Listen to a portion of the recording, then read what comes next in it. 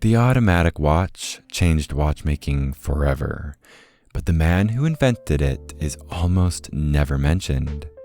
His story doesn't begin in Switzerland, but in the mud and machinery of World War I.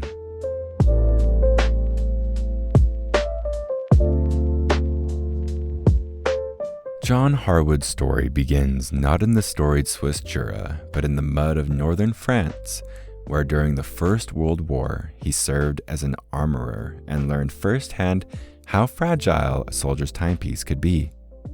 The men at the front had no dedicated wristwatches.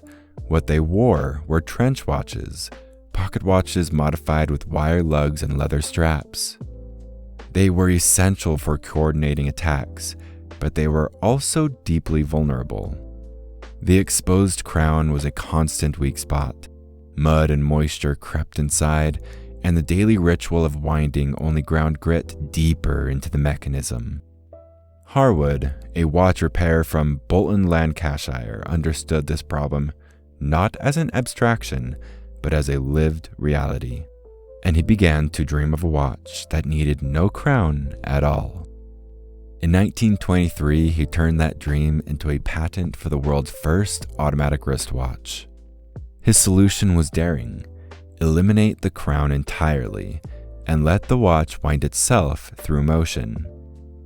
Inside the sealed case, a bumper weight swung back and forth with every movement of the wrist, charging the mainspring. To set the time, the wearer pulled and rotated the bezel, a clever workaround that kept the case sealed against dirt and water. What Harwood had created was not just another clever mechanism, but a break with centuries of watchmaking tradition.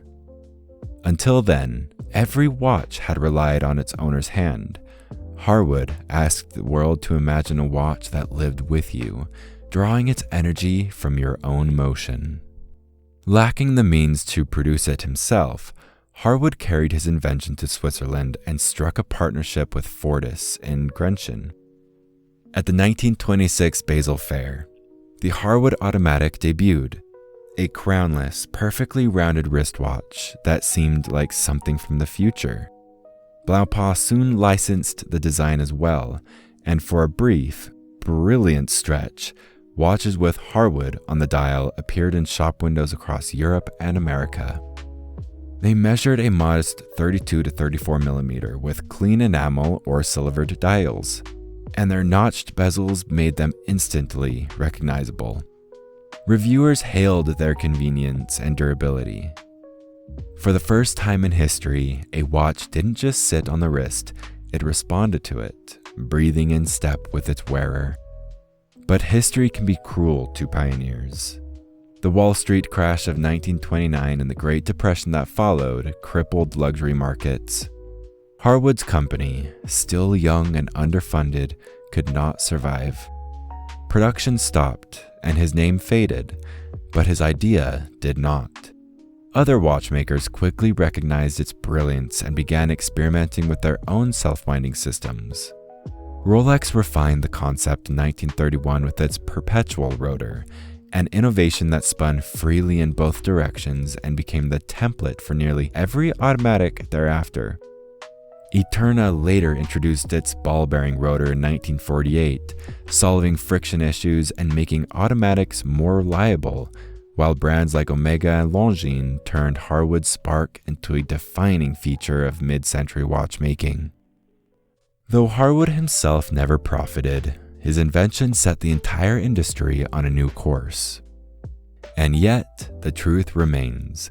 It was Harwood, the quiet English repairer from Bolton, who broke with tradition first.